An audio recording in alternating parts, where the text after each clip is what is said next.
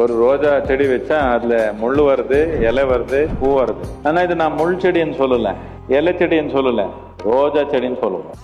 ஒரே பூ தான் இருக்குது, 100 முள் இருக்குது. அப்படியும் முள் செடின்னு சொல்றீங்களா, ரோஜா செடின்னு சொல்றீங்க? ரோஜா செடி தான். என்னத்துக்குன்னா அந்த உயிர் வாழ்றதே அந்த பூவுக்காக. இலை, முள்ளு, இன்னொன்னு எல்லாம் வந்தது இது ஒண்ணுக்காக தான். நாம் சாப்பிட்டது, வாழ்ந்தது, கல்யாணம் பண்ணது, குழந்தை பெற்றினது, சொத்து சம்பாதிச்சது, எல்லாம் பண்ணது எல்லாத்துக்கும் என்னன்னா இது மலரணும் ஒரே நோக்கத்துல தானே. எல்லாம் பண்ணிக்கலாம். ஆனா அதுலயே சிக்கி முடிச்ச மாதிரி ஆயிட்டீங்கன்னா முடிச்சாக வேண்டாம், மலர் ஆகணும் தானே. மலர் மாதிரி ஆகணுமா, நம்ம நெஞ்சு முடிச்ச மாதிரி ஆகணுமா? நம்ம வாழ்க்கையில அது நாம் உருவாக்கணும்.